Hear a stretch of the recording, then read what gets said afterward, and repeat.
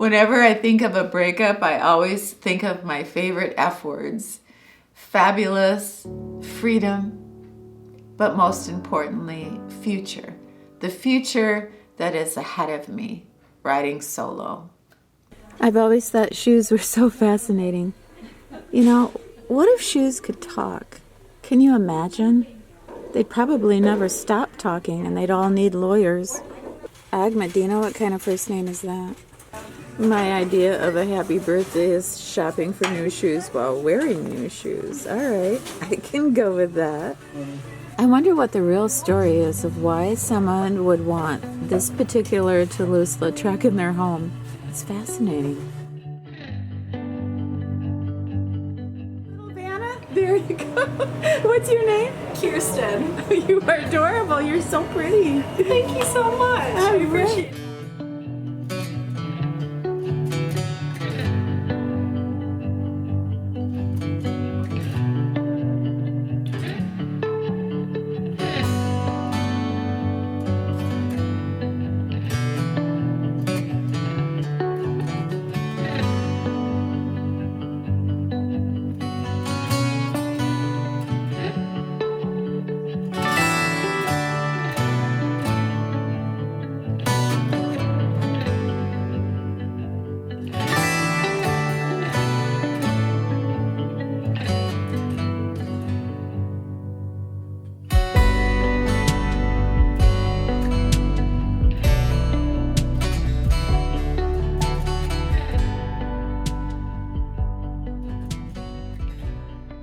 Hey everybody, thank you so much for coming back and seeing me and Desi.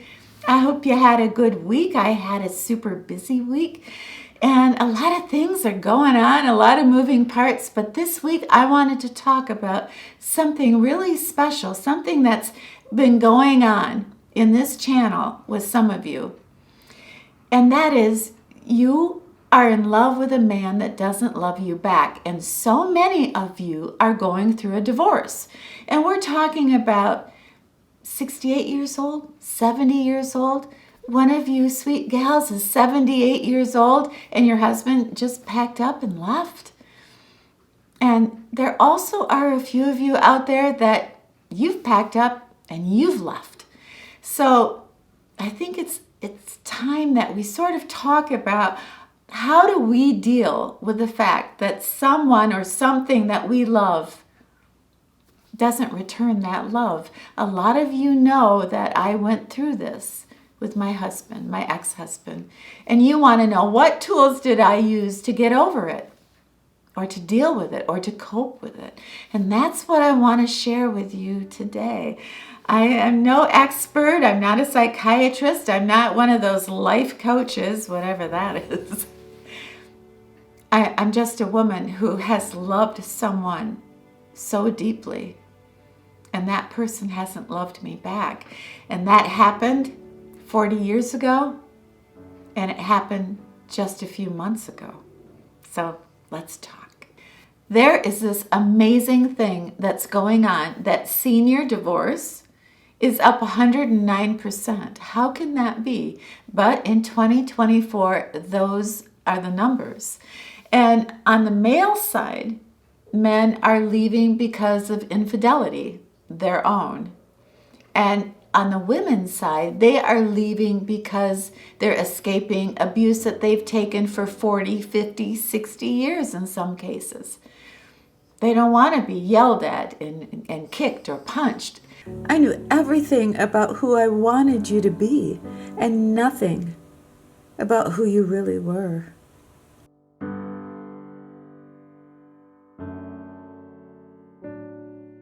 When I was 18 years old, I was married and I had just given birth to my son in April, and by June my husband had met his high school love and he left me. He left me and my baby to be with her, and he was gone for 2 months. Now, how did I deal with this?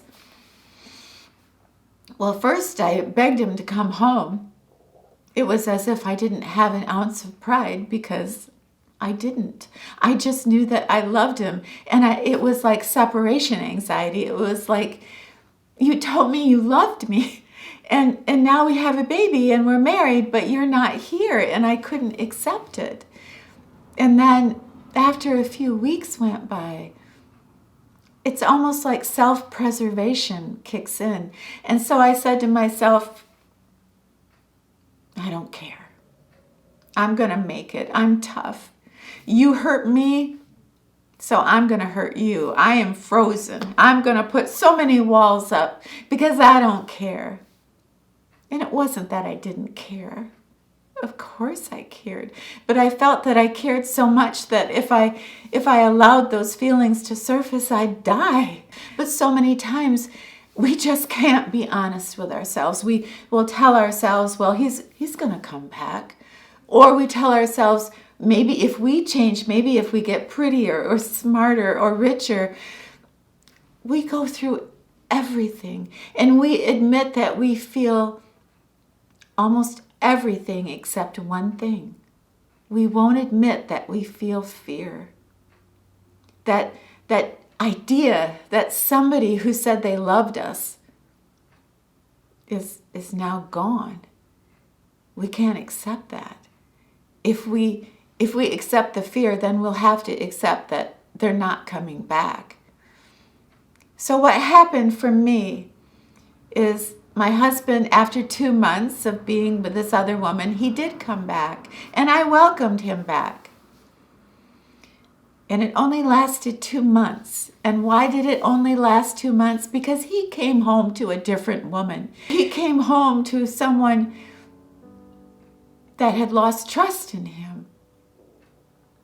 And it would never be repaired. And all the counseling in the world, all the apologies in the world wouldn't change the fact that once he walked out, that was it.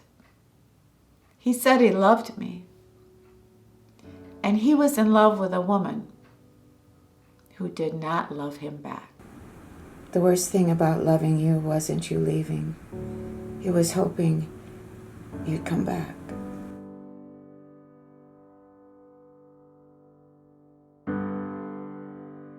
This is such a pretty little piece of pottery. I didn't know until I got it home that it's crooked. But if I turn it a certain way, in a certain light, you can't see how damaged it is.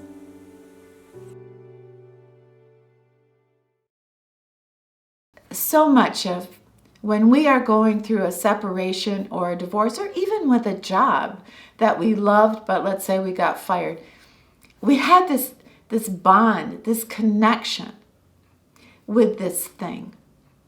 And so even in our sorrow, in our grief, that this amazing connection has ended, we still feel down deep that we're in this together, right?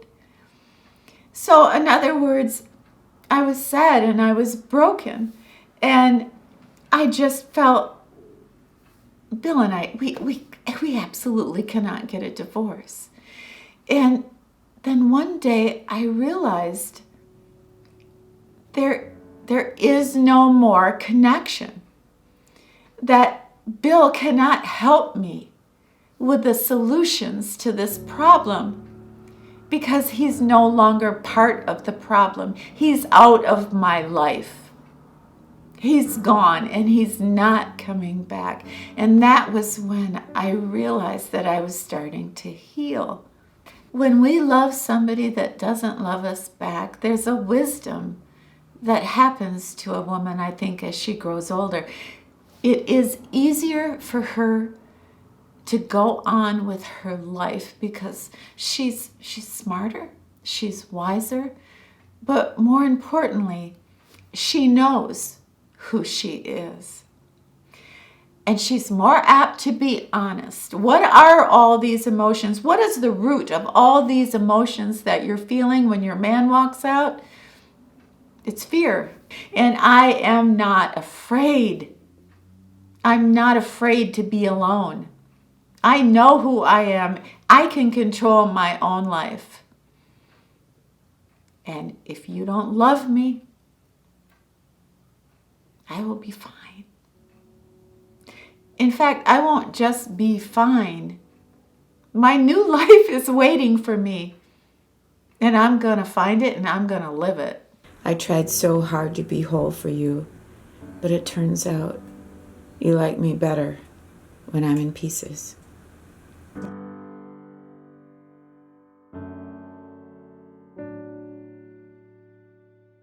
It seems like the older I get, the more I value my freedom. And I love that. And that is truly one of the upsides to a breakup, is when you start getting into your freedom and knowing and feeling you are in complete control of your life. It's such a high. It's wonderful. But I confessed to you a few months ago that a man that I had been hanging out with, I confessed that I realized I loved him. And, I never did tell him, because he kind of beat me to it. We were having dinner a few weeks ago, and he asked me if I loved him. And I was shy. I didn't know what to say. And I just kind of looked down, and he said, well, I thought it might be me because, we text every day and we seem to have such a nice relationship.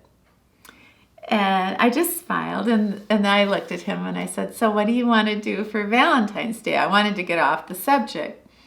And he said, well, me and my daughter and her husband, we have plans for Valentine's Day. How about you? What are you doing for Valentine's Day?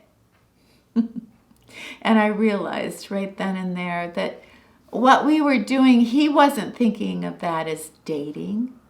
I mean, he made it clear he wanted a physical relationship with me, but not a future. He was in love with someone else, a woman that wasn't in his life anymore. A few months ago, you asked me if I would have a relationship with a man that I loved, but who didn't love me. And I told you that I would, but that turned out not to be true. I'm not going to have a physical relationship with this man that I love because he doesn't love me. He doesn't want a future with me. He wants to see me, but he doesn't really want to date. And I get that. That's fine. I admire him, and hopefully he admires me, but we just want different things. And I misunderstood his affection for me as perhaps wanting a future, something that would be more serious. And it's so funny because I felt so shy about the whole thing, and I still do. And it's just interesting how far I've come from that 18-year-old girl that would just beg her husband to come home and love her. I'm not afraid. I'm not afraid to be alone.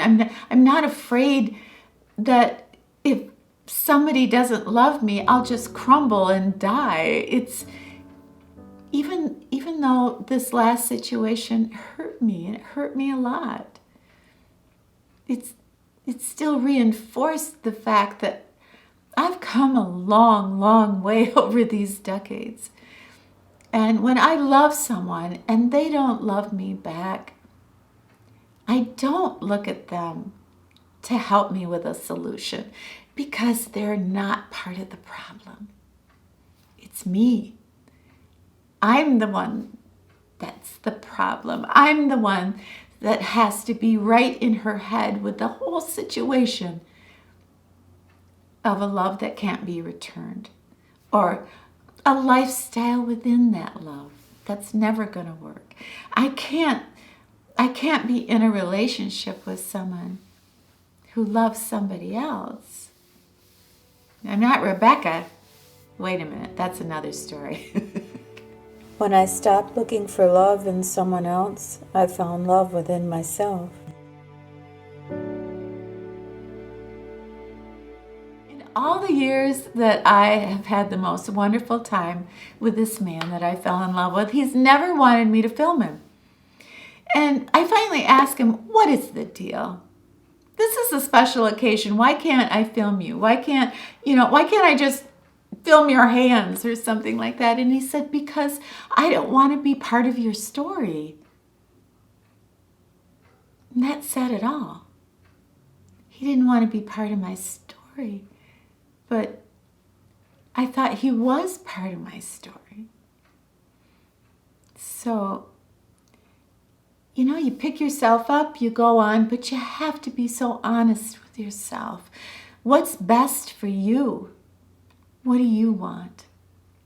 This isn't negotiating with anybody but yourself. You love them and they don't love you back. Next. I think it's as simple as that. So you asked me, how long does it take to get over a heartbreak? And I always say, as long as it takes for you to forgive yourself for choosing the wrong person.